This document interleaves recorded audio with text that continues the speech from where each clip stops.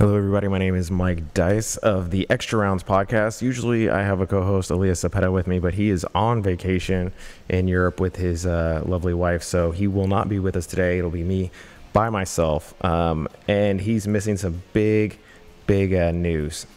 Dana White just went on the Colin Cowherd show on Fox Sports and announced that Ronda Rousey will be making her return to the UFC at UFC 207 in the end of December in Las Vegas. It's a card slated for the night before New Year's Eve. So it's going to be a huge event. If you have any questions about it, feel free to drop them in the comments below, and we'll try to do our best to answer throughout the show. Thank you all for tuning in. We also have joining us Jose Youngs, who writes for Flow Combat, Fansided as well, joining us to talk about the announcement. We also have a couple of Bellator fighters joining us later in the show.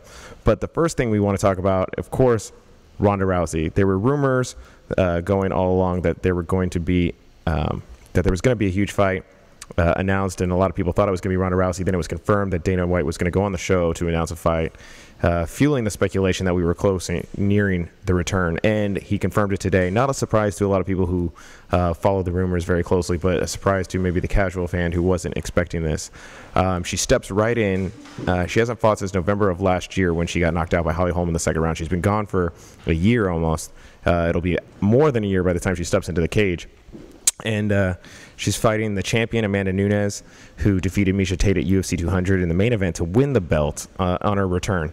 It's an interesting fight because Rousey's getting a immediate title shot, and the title has changed essentially twice, changed hands twice since she last fought, with Miesha Tate defeating Holly Holm and then Amanda Nunes eventually defeating Miesha Tate. So it's an interesting matchup to see how she'll do. A lot of people think it's a bad matchup for her, that Amanda Nunes is well-rounded and a pretty prolific striker, and that this could be something that spells doom for Ronda Rousey in her return and sets the table for another shocking upset. It'll be interesting to see how everything plays out. But again, if you have any questions, drop it in the comments below. So that's going to be December 30th on pay-per-view, UFC 207. There's also still some rumors that there's going to be some fights announced for UFC 206 in Canada. Because it's in Toronto, a lot of people are expecting a fight involving Georges St. Pierre to be announced, but there's nothing that's come of yet. So right now, Ronda Rousey's dominating the headlines. And it's been interesting because Ronda Rousey is such a huge star, and she carried the UFC for so long in terms of star power. And then Conor McGregor came along, and it looked like the UFC was going to have these two huge stars to go side by side for a while. But, right as Conor McGregor was coming to prominence, UFC 189, Ronda Rousey fought at UFC 190, knocking out Betch Correa, and there was two big cards back-to-back, a lot of attention. Then Ronda Rousey goes on to fight at 193, gets knocked out. Conor McGregor fights at 194, and it's basically been the Conor McGregor show since then. John Jones has been out. He came back and fought once for the interim title. Was supposed to headline UFC 200, so it looked like they were going to have a handful of stars, and they didn't. It's kind of been an issue that's plagued the UFC. They had one star that they had to lean on for the past couple of years, and that was Conor McGregor. So Ronda Rousey returning presents an interesting situation. They have two stars that could anchor the roster and anchor pay-per-views to come, but at the same time, if she loses, then the UFC's in a bad spot. But at this, when you have a champion who's been around for so long, how do you let her come back and give her any fight besides the title? There's, what other fight would you make her? Holly Holmes lost 2 fights since defeating Ronda Rousey. You could have her come back and fight another contender, or Juliana Pena, but why stop that growth? Juliana Pena is on a huge run. Why stop that by giving Ronda Rousey a warm-up fight? And with her record, there's not necessarily a lot of hype for that fight, maybe. And with Ronda Rousey's record, she deserves a title shot, is the right way to phrase this. Shoot us your questions about this. Sorry, getting a little headphone issues. It's an interesting thing. Let me check the comments.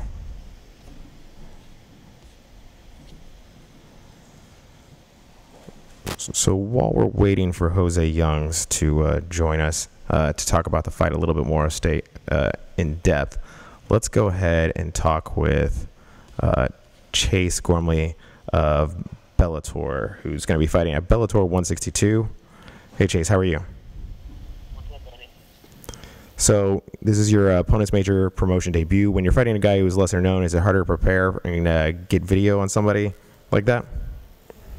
No, I mean, he has a lot of fights. I can see. I've known guys that I know their name. I've tried to find fights to see what they do. So I have a lot of his recent fights and a lot of stuff he's done. So I've got a good look at him, and but I know he's going to be excited about getting in there and putting on a performance. So I'm taking it very seriously, training just as hard as I would fight with, somebody that Congo or somebody like that. So I'm just taking it all seriously. Go out there and I just finish the fight and get it done. So when you watch the tape, what did you notice? Did you notice anything in particular that you can share with us? Just typical, short, stocky guy comes in, throws the haymakers, goes to that low single because of low center of gravity. So I just got to make sure I respect that, keep circling and just keep my hands in his face and my kicks in his face. And then, this is the fight I should win, but I've got to be more aggressive this time. I got to take him down. I got to see where his ground game is. Hopefully I can finish him there. But we'll see. I mean, he's a tough dude. He knows how to win, so I got to go out there and give him my all. No, you say you need to be more aggressive in your next fight. Does that mean you're unhappy with the way that your last fight went? No, I wouldn't. I mean, Joey's a tough guy, but I should have take him down and stuff. I was hurt in that last fight, but regardless of that injury, I should have performed better. I was just disappointed that I won, but I mean, one or two different games out there, it could be a different story. So I definitely wasn't happy with it. And when you're fighting through an injury, you kind of have a built-in excuse, but you're not giving yourself one here? No, I mean, especially when you're out there, you don't feel too much anyways because of your adrenaline. So I think I was babying myself and just trying to take the easy way out by just sticking behind my jab, going a few, just keeping that distance, just trying to score points on punches. And I really got to go out there and start taking people down and finish the fight on the ground. So I know I had that skill set. I just been playing too safe and letting guys stay in the fight by letting it drag out. I really got to go in there and be the heavier guy that I am and just finish fights, And it was your first Bellator win. You've fought in big promotions before, but it was your first win in Bellator. Did it finally feel good to, or like the monkey off the back expression, did it finally feel good to get your first win inside Bellator? Yeah, I mean, I fought for, both of the big shows. I don't want to say any names, out of respect. But anyways, I mean, I lost the first two in the other promotion. I lost my first one for Bellator. And I just thought, if I was going to get cursed, But I went on my fights outside of the big shows, and then I get the big show, I just choked, So I think getting that one, even though it was a split decision, was kind of like, okay, now I can really check the form. Now I got that, the monkey off my back, and now I can just win fights.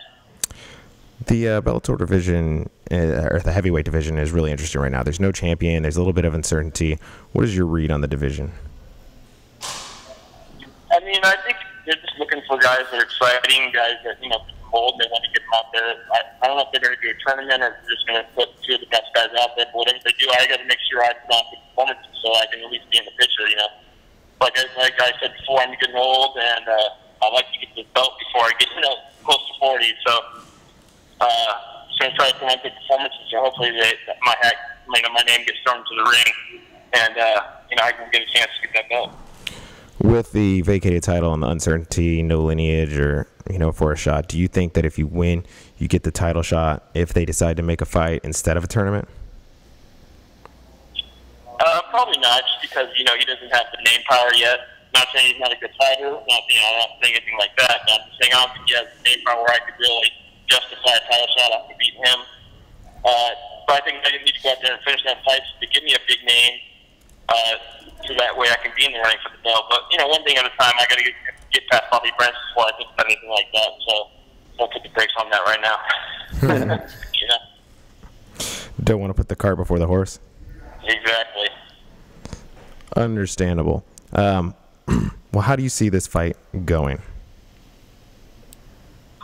I think it's all situational. I think if he gives me a takedown, he's going to be in trouble. I think if I get on top of him, I've been working on being more aggressive from the top, trying to finish fights. Get him in situations where he can't move, and I can get some shots up on him. It's going to be hard because he's short, so I really got to make sure I set my shots up good. And he likes to rest, push on the cage, so I've been working a lot of that, and just making sure that all his strengths become as equal in this fight. So. I think I'm going to finish this fight, but take it one round, 1 minute at a time, and see where it goes. Well, thank you so much for taking the time out to talk to us. No problem. Thank you. All right, that was Chase Gormley joining us by phone. Now, there's something that we do every week. We invite people to call into the show and leave voicemails with questions. So I wanted to take one of those calls. We dropped the number on the screen. If you wanted to call, leave a question for later in the future, maybe we'll answer it next week. Maybe if we have time, we'll get to it this week. But one person had called in and left a voicemail before the show today and before the announcement on the on Colin Cowherd's show, and it was about Ronda Rousey. So in the spirit of that, we wanted to go ahead and get this gentleman's question in because we appreciate him taking the time out to talk to us. So here is the question. We'd like to know what your take is on Ronda's comeback fights. What we mean by that is Ronda has said she wanted to fight Holly Holm again, and she wanted to fight for the belt, and she wanted to fight Chris Cyborg. And the only thing we can think of that makes sense is to go get the belt first and then defend it again against Holly and then go for Cyborg last. We feel Cyborg will end her career once and for all. But what's your take on it? So, interesting question for those of you who didn't necessarily understand. He's asking basically if we feel like the fight against Holly Holm, or what she does if she wins the belt, basically, is the next step after that. The Holly Holm rematch he brought up, and he brought up a potential fight with Chris Cyborg. So a couple of interesting things there first. First, I don't think that there's any interest in a fight with Holly Holm again immediately if Ronda Rousey were to win. Holly Holm's lost 2 fights in a row. One to Valentina Shevchenko, one to Miesha Tate when she lost the belt, which was an epic fight and not a close one at all. But she lost to Valentina pretty soundly and seemed a little bit out of her game. So I don't know that that's the rematch that I want to see right away. I think that if she were to win the title, I'd rather see her go about the division and fighting new opponents. The division's very different than when she left, when she lost. At that point in time, it seemed like there was nobody who could challenge her, and then she lost, and then the titles changed hands, and now all of a sudden it's seeming like there's a lot of fighters in the women's bantamweight division that could be champions. Juliana Pena, somebody who's been campaigning for a shot. She wanted to fight Amanda Nunes. She's a top contender. That's a name. Do you immediately go back to defending the title? Let Holly Holm get a couple more wins before you go about trying to win that. And the other thing is, I don't think you can book a rematch for Holly Holm or for Ronda Rousey against Holly Holm because she has some kind of score to settle with Holly Holm when you have people like Juliana Pena who deserve a shot at the title. So, those are things to consider. As far as Cyborg goes, that's an interesting situation. The weight cutting issue we've talked about on the show before. I don't want to see Cyborg go back down to 140, so she'd have to come up. A lot of fighters in Ronda Rousey's absence have expressed an interest in, fighting Cyborg and being willing to do so at 145 pounds. So I think that fight would be interesting, but it would only happen at 145 pounds, and it just doesn't seem like that's where we're headed right now. And I don't think that's anything that Ronda Rousey would want to do in the, short term after winning the title at 207. If she were to go on to win the title, I think she'd want to, defend it a little bit, kind of get her mojo back. I mean, if she wins the title, you can say that, she's back and there's nothing to iron out, and her, her confidence is back and all that. But I think she'd still want to string together a couple fights at 135 pounds before trying to move forward to taking on challenges like Cyborg. And part of the reason why Cyborg was always an interesting fight was because Ronda Rousey had cleared out the division. The division isn't cleared out anymore from Ronda Rousey's perspective. So she kind of has to get back to that point of clearing out the division before she can entertain doing something like chasing a fight out of her weight class. You know, you see all the people who are outraged about Conor McGregor fighting at 170 pounds, and now he's fighting at 155 pounds, and the division's on hold. You know, it'd be unfair to criticize Conor McGregor for doing that, and then encourage or hope for Ronda Rousey to do it. So, you know, that's the other thing. Fans got to pick which side of that they want to be on. Do they want to see Ronda Rousey defend her belt and fight within the division, or do they want to see her chase these super fights? And, you know, there's nothing against super fights. There's been rumors about GSP, Anderson Silva. You know, people are interested in that. That's a welterweight legend, middleweight legend, you know, and Anderson Silva just fought lightweight heavyweight champion Daniel Cormier. So, I mean, there's interest in the super fights, and I'm interested in the super fights, but I think you can't be upset about one and then hope for the other. So that's my thoughts. Now wanted to switch gears a little bit because we have Jose Youngs on the phone. Jose, thanks for taking the time out to talk to us. I know you just got to California, but thank you for taking the time out to talk to us. Anytime, my man. Ooh, let me turn down the volume. So, as you know, Dana White just announced that Ronda Rousey will fight Amanda Nunes for the title at UFC 207. One of the things I was just talking about is whether it's fair that Rousey's getting an immediate title shot upon her return.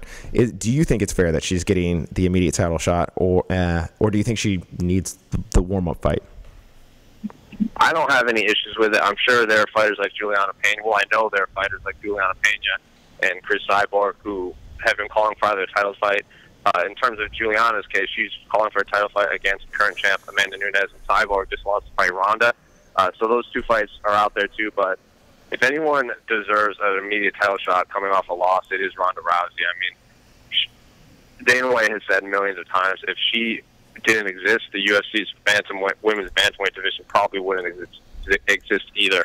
Her dominance and strike force and her just appeal to the casual fan is the sole reason women are in the UFC.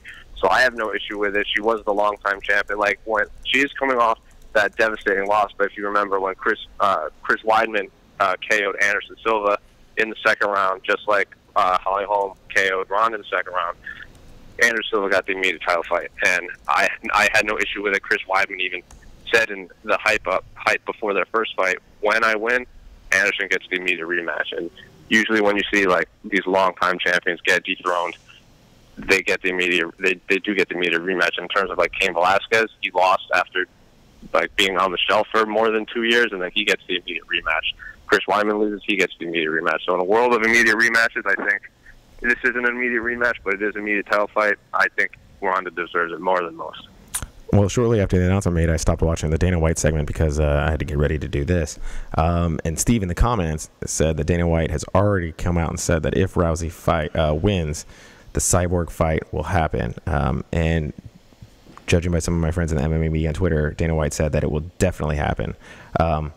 He doesn't say it will happen immediately, but he says it will definitely happen. You can, or at least the tweet that I'm seeing. So that's an interesting note, as we were talking about earlier. So, anyways, Jose, back to you. With Rousey coming back, do we see her return to her dominant form again? Will she be the Ronda Rousey that we knew before, the Ronda Rousey who was on the cover of Sports Illustrated, or will she not be that same Ronda Rousey given everything that's happened to her? It's tough to say. I mean, when fighters are on the shelf for so long, whether it's for an injury or like Cain Velasquez or GSP, where they just go on hiatus, usually see some sort of footage of them in the gym, of them training, of them staying in shape, or even them being on television or doing media saying, I'm ready to come back, I can't wait to come back, this and that. We haven't really seen that from Ronda. We've only seen these snippets of TMZ or these pictures fans take of her walking around Venice with Travis Brown, and they're arguing, is she in shape, is she not in shape, is she sparring, is she not? No one really knows, so it's hard to really say because Ronda's such a different, it's been a different time for a fighter to take all this time off, and the fact that we just haven't seen much of her at all. She's basically gone into seclusion. So ask me again in a month, and I'll have a better answer. Immediate help. And I'm seeing another tweet, just to keep on top of this, since stuff's coming out, that Dana White apparently did say that Cyborg would be next, according to a different Twitter account. So I didn't see, I don't know, but sounds like there's some interesting developments there.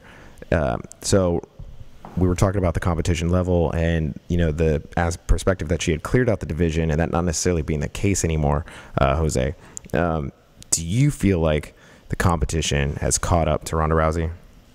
Yes. I mean, you saw that when Holly Holm fought her. Everyone was saying Holly Holm was the one to dethrone Ronda even before she was in the UFC. And then she gets the fight after 2 wins, and people are already looking past her, and she wins.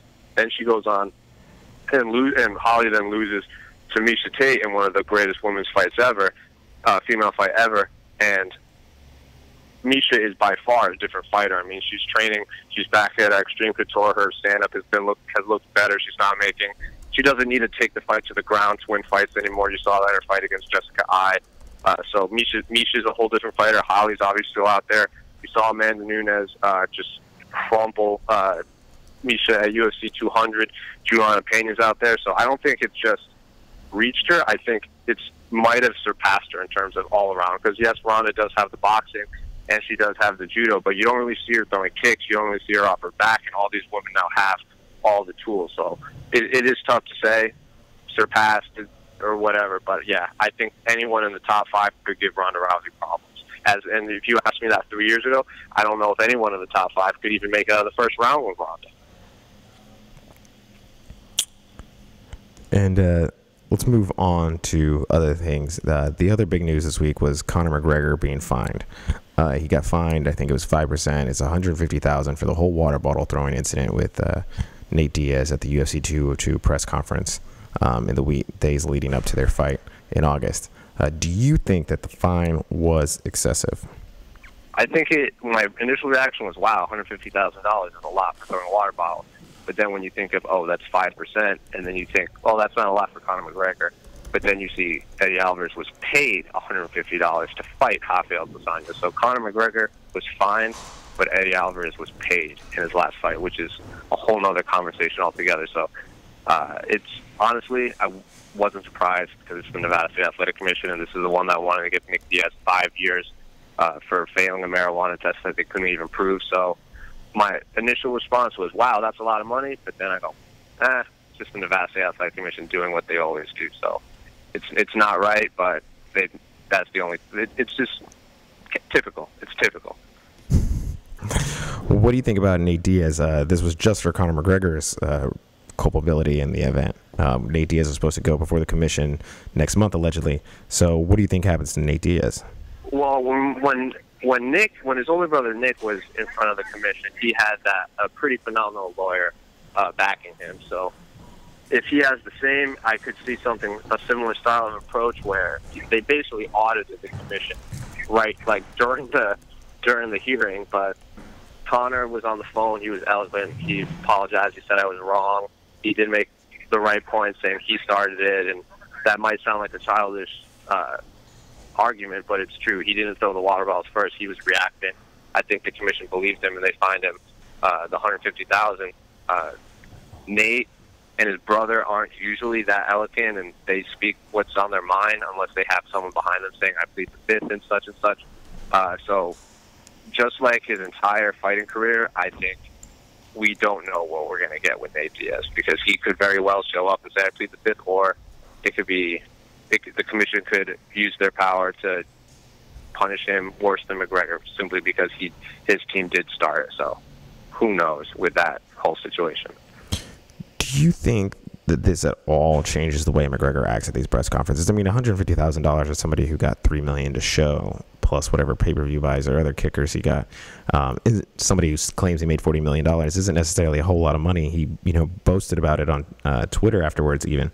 But still, Dana White alluded to it earlier on the Fox Sports show that Conor McGregor told him that he didn't want to fight in Nevada anymore. We'll see if that's true or not. But do you think that this at all changes the way that Conor McGregor acts at these press conferences?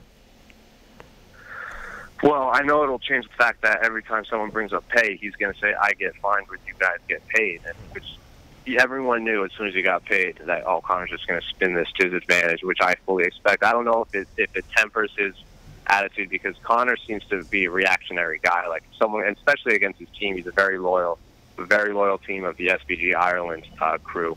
So if someone goes after his team, I think he's just going to react. If someone goes after him, I don't think he's going to start chucking water bottles just because someone is insulting him.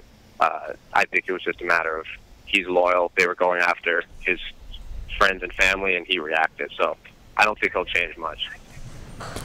Now, it's interesting that you mention his family. There was some talk. His representative, a lawyer, didn't seem really to be presenting the best argument, because it was very clear to, I think, a lot of people who were there in the media that part of Conor McGregor reacting the way he did was the fact that the bottles that were originally being thrown weren't landing near him necessarily, but towards his family, who was kind of sitting to the right of where the media was. And his representative lawyer said that it was that he was defending the media, which he wasn't. He was defending his team and his family, or his girlfriend.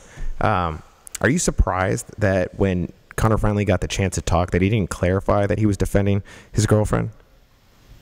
Yeah, I mean, I was surprised with a lot of stuff. I mean, they brought, like, Conor's team brought up, like, suspension and this and that, like, oh, if you suspend us, we might come at you with, like, legal. I'm like, who even brought up suspension? So there was a lot of stuff I was mystified about they didn't bring up or did bring up on both ends of Conor and the commission. So I don't know if it would have changed much, because it seemed like the commission, like, there was one guy who was saying let's fine him 10%, which is a $300,000 fine for throwing water bottles. So it's just the commission doing commission things. Even if Conor brought that up, I don't know if it would have changed much.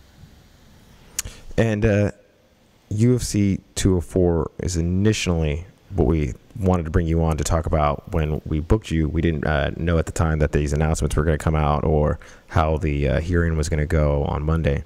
So looking back, UFC 204, what are your thoughts on the card? All but 2 fights that went to decision. A lot of people thought it was going to be a boring fight, but it turned out to be seemingly a very exciting fight. So what were your initial reactions to the event? Yeah, I was pleasantly surprised, where it seems like every fight, even the Fight Pass fights, were pretty close. And even that first one, a lot of people had a draw. Then you had that Mike Perry fight, which was honestly crazy exciting. All in all, top to bottom, pleasantly surprised. I knew the top 2-3 fights were going to deliver, with OSP and Manoa, and then obviously the 4 middleweights in Belfort, Gegard, Bisping, and Henderson. Pleasantly surprised with the whole card. I think it's one of the more flown under the radar cards, especially with the U202, and then the CM Punk at 203, and then the big 205. It seems like all these super cards are coming out, and this one was flying under the radar, so it over-delivered in my mind. Interesting. The Bisping-Henderson fight was a huge talking point. It was a close fight. It went to decision, and there was a lot of debate about who won the fight. Some people had it as draw. Some people had it as Henderson. Some people had it as Bisping. How did you score the fight? Who did you have winning? I had it 3 rounds to 2 Bisping. I think Henderson clearly won the first. People can argue about the second, when that's the one where Henderson dropped him at the end. But it's similar to that Nate Diaz and Conor round, where, yeah, Conor was winning, but then Nate Diaz had that flurry, but Conor didn't really get dropped. Dan did drop Bisping and swarm on him. So I gave Henderson the first 2 rounds, and then I gave Bisping the last 2 rounds. And I saw a lot of guys saying that first round should have been a 10-8, which I agree. But knowing how MMA judges do, I knew it wasn't going to be a 10-8, so I figured they were going to give it 10-9, 3 rounds to 2 Bisping. So, the judges, they did score 10-8. They didn't score it the way that some people thought about. What was your thoughts on the judges? Do you have faith in the judges? No, none. Absolutely not. Especially for a hometown, when the hometown favorite is defending his title. That's a very, very clear answer. Well, let's talk about the middleweight division. Dana White kind of mentioned that there was a little tournament in place for the who's going to get the title shot. He's talking about Chris Weidman fighting Yoel Romero at UFC 205 and Luke Rockhold fighting Jacare a week or 2 after that. So how do you see the middleweight division playing out in those fights, and who do you think ends up getting the next shot? I think Bisping already lost to fight Chris Weidman, so if Chris Weidman comes out on top, I bet Chris Weidman gets it. Luke Rockhold, Jacare is happening after the Weidman fight. I'm sure Bisping is going to be in New York. I'm sure they're going to have words before or after, and both honestly. So I know Bisping is very adamant he doesn't want to fight Romero. He said he already beat Rockhold, and Jacare lost to Romero. So he's already throwing Weidman's name out there. So if Weidman does indeed win on the biggest card in UFC history, I fully expect him to get the title shot. And what about Gegard Mousasi? He got a big win over Vitor Belfort, and then at the press conference, he kind of broke character. He's known for being a really quiet guy, but he kind of broke character, aired out some of his feelings at the press conference. It was as close to a rant as you're going to get from him. What does his future hold going forward? Card in UFC history, I fully expect. You there?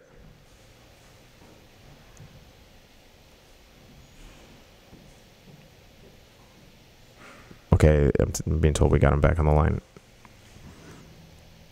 Jose, before we wrap up, let's talk about UFC 205. We mentioned it a little bit earlier. We haven't talked to you since the fight card got announced, and we'll talk to you about it more in depth before the card comes. But what were your thoughts when the card was announced? Greatest fight card top to bottom in UFC history. I mean, you got Rashad Evans fighting Tim Kenny, I believe, on Fight Pass, which is pretty crazy. I mean, you got 6 fights on the main card, which the UFC never, on a pay-per-view, which the UFC never does. You got 3 title fights, which the UFC hasn't done since September 2001. And that was the worst fight card in UFC history, according to Dana White. That was the Tito Ortiz, Vladimir Matsuchenko fight, when there was like 10 out of 11 fights went to a decision. Dana White's a superstitious guy. He said he would never do it again. He's doing it again now. So that was the first thought I had. I go, wow, Dana's doing something he said he would never do. I'm also curious. I'm also wondering what the big reveal Dana keeps teasing that Conor McGregor is going to announce after the fight, which is the sole reason they made this fight to begin with, because Conor has this big breaking news, and Dana said we have to make this fight now. Then, so there's obviously rumors swirling about Conor might be a dad, someone in his family is sick. And the only one that knows is Conor and those close to him. So I'm curious about that. Chris Weidman's obviously on the card in New York. It's weird that we were talking about this a few weeks ago, where there's that picture of all the New York-based fighters that are basically representing the UFC to try and get the new MMA legalized in New York.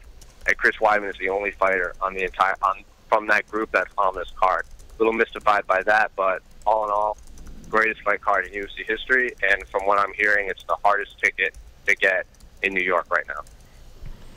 Thank you so much for taking the time out to join us, Jose. Let everybody know where they can find you.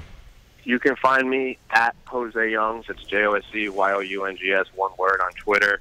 I'm on Facebook. I'm on pretty much the same thing as Instagram, at Jose Youngs. I'm more active on those two, but if everybody wants to ever chat about any of this, you know where to find me. Thanks, Jose. Anytime, my man. He brings up an interesting point that we should talk about, that Conor McGregor is rumored to want to take time off after UFC 205. Now, why that is, we're not sure yet. Dana White said he was going to wait and let Conor McGregor announce it on his own time, which he kind of already ruined by bringing it up in the first place and allowing speculation and rumors and all that to go rampant. But it's an interesting point, and it lines up well with Rousey's return. With Rousey returning, we will hear, the UFC will have another star come into place, because without Conor McGregor for a few months, or a year even, that's a huge disruption to the UFC pay-per-view model. His last 2 pay-per-view fights against Nate Diaz did 1.6 million page views, or buys, I mean, and it's a huge moneymaker. And without Conor McGregor, you're lacking a star to anchor a few big pay-per-view events that can bring in big numbers and big money for the company. Ronda Rousey coming back kind of alleviates some of that. Again, it goes back to what we mentioned earlier, that they haven't been able to really sync up their careers and have a run together, where, you know, Conor McGregor boasts about the year the UFC had with him helming the ship and anchored by 2 pay-per-views. This one would be a huge one because, you know, he fought 196, 202. There was 200 this year, and then 205 is going to be massive. And then Ronda Rousey fighting and sneaking, and Conor will definitely take credit for 2016 being successful. But if he's out for all of 2017, you're going to see a drop off, and part of that is because the biggest star left, even with Rousey returning. We haven't quite been able to enjoy the UFC with both of them having their peak runs at the same time, which is an interesting situation. So that's interesting, and definitely something to think about going forward. Still, the Ronda Rousey fight is going to do massive numbers. The only concern I have, the more I think about it and digest it, is that it's the night before New Year's Eve, which could be an interesting situation. That's normally a weekend that the UFC likes to have a card, whether it's before or after. But with the college football playoff and everything, there's a lot of other distractions. So will this fight still live up to its potential with all that going on, or will it be as big of a deal as they had hoped for? 206 didn't make sense to bring her back there in Toronto. You already have Daniel Cormier fight announced for that. So 207 seemed logical if you were going to try and get her in before the end of the year. And, if the UFC really wants to have a record-breaking year in terms of numbers, that's almost the fight to do it. So just some more thoughts as they're rolling in. We have one other fighter calling in to join us today. His name's Ricky Rainey. He's fighting at Bellator 162, October 21st in Memphis. Ricky, how are you? I'm good. How you doing, Mike? I'm doing well. Thanks for taking the time out to talk to us. It's been a while since we've seen you in the cage. What have you been up to in the absence? Basically I've been teaching a little bit, and basically just training every day still. You were supposed to fight earlier this year, but it got canceled. When you have a fight like that get canceled, is it frustrating? Put in a lot of hard work and stuff, but it's part of the game. Injuries happen, changes happen. I'm not one to get all bent out of shape because they don't go my way all the time, so I just roll with it. Just roll with the punches. Now, your last fight, the fight against Chidi, was really interesting. The two of you were really pleasant to one another throughout the fight, tapping gloves before each round. And then before the third round, I think the two of you even hugged before the round started, if I'm remembering correctly. Oh, yeah. It was an adventure for me. My eye was all closed and stuff. I never had it happen before, and I always respect the fighter for who they are, but, I get the chance to finish them. But it was just, mutual respect for strikers, and we just went at it, man. It was a close result. Some thought it could have gone a different way. How did you feel about the way the fight was scored? Yeah, I definitely didn't agree with the way the fight was scored. A lot of the world told me that I won the fight, but it's I don't know how to really put it. I had a fight before that happened the same way, so I guess it's like, unfortunately, it's a little bit of politics and everything, and I feel like maybe a little bit of politics helped them through to that victory. Interesting. Every time there's a controversial decision, it highlights the judges and whether there's adequate training to judge for judges who will be scoring MMA fights. What are your thoughts on that situation? From what I was thinking, I usually thought that it was scored by, ring generalship, and I pretty much controlled the ring. I took him down a few times and dropped him twice. I felt like, he let some kicks and two elbows, and other than that, I really felt like I controlled the fight. But I can't change the outcome. People always say, "Oh, don't leave it in the hands of the judges." Well, motherfuckers, sometimes the judge got to be able to judge it, because sometimes people ain't gonna let you knock them out and finish fights, So, everybody has their own opinion, but I got mine, and the world got theirs. So I just luckily it was on national TV, unlike my other one, so everybody could actually see how it went, and then they can just make their own decision. It's kind of the whole never leave it in the hands of the judges mentality is kind of unfair. It's like telling a team sport like the NFL, the NBA, baseball, that they can't win a close game, that they have to win soundly by a blowout. Is it unfair? Yeah. I mean, it's almost impossible, because all professionals, if they really taking their career seriously, they train like professionals. They train to, last however long the fight lasts. So, I mean, it's iffy. I don't really want to, put too much bad stuff on anybody's side, but he was closer to home than I was, so it sort of just happened like it happened. Well, your opponent for your next fight is Gilbert Smith, who is new to Bellator but was on The Ultimate Fighter. Did you go back and watch The Ultimate Fighter at all while scouting? I watched a little bit of it. I don't really watch a lot of fights, but I saw a little bit of it, yeah. You weren't interested in scouting? Nah. I really I only watch a little bit of my opponents, and I let my coaching do the rest of it. Usually my coaches know dead on exactly what to do. I watch a little bit to see what I can gauge off of it, but after that, I just listen to everything my coach repeatedly puts in my mind to do, and then I just go out there and perform it. And what kind of things are your coaches telling you after scouting going into this fight? Not to be too heavy. Don't be too set down heavy. Use my angles and foot movement, and use my range. Since I'm known for my range and keeping good range, if I use that, I'll be able to set up some big shots to hopefully get the fight finished. Do you have a prediction? Let's see. Yeah, I predict. I usually say around the second round because I got to feel the person out. I got to see what's going to go on. I don't want to be too like, I'm going to do a knockout the first round. So I usually say around second round, we're going to figure out what's going on, and something big is going to happen in a second. All right, well, thank you so much for taking the time out to talk to us. All right, no problem. Oh, thank you. And that was Ricky Rainey. He fights in Memphis at Bellator 162 later this month. Make sure to check that out on Spike TV. And we have one last question before we wrap things up, and it comes from Dan in Oregon. This is his question. Remember, this is a voicemail that he left for us, and you can leave a voicemail for us at any time at 815-570-3923 with a question, and we'll answer it on the air just like we're about to answer Dan's. Hey, this is Dan from Oregon. Got two questions. Who do you want to see GSP fight at UFC 206? And what do you think of this matchup for UFC on Fox December 17th from Sacramento? Uriah Faber versus BJ Penn. That would be a legend fight. Get your questions off your comments. Thank you.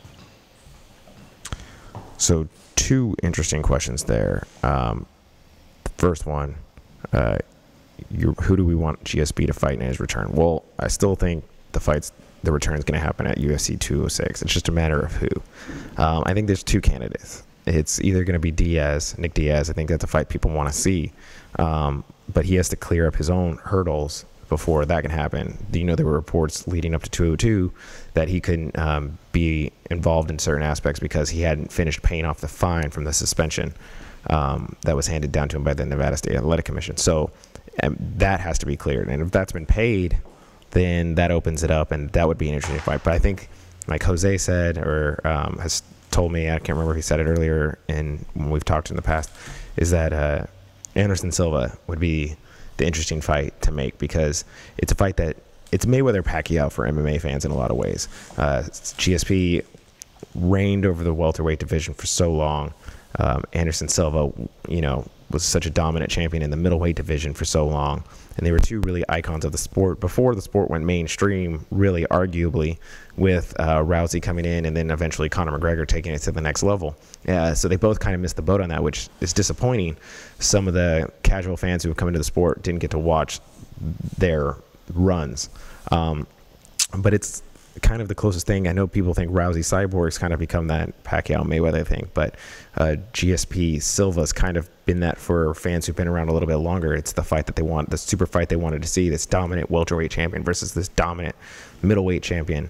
So I think that would be really interesting to see. And if that fight was doable, I think that fight might be the fight to make. You have some questions over whether that's the right fight to make. GSP, do you get him back involved in the title picture? Does that really push that narrative forward by having him fight in a super fight with Silva? Does that get him in the title picture? Maybe, maybe not.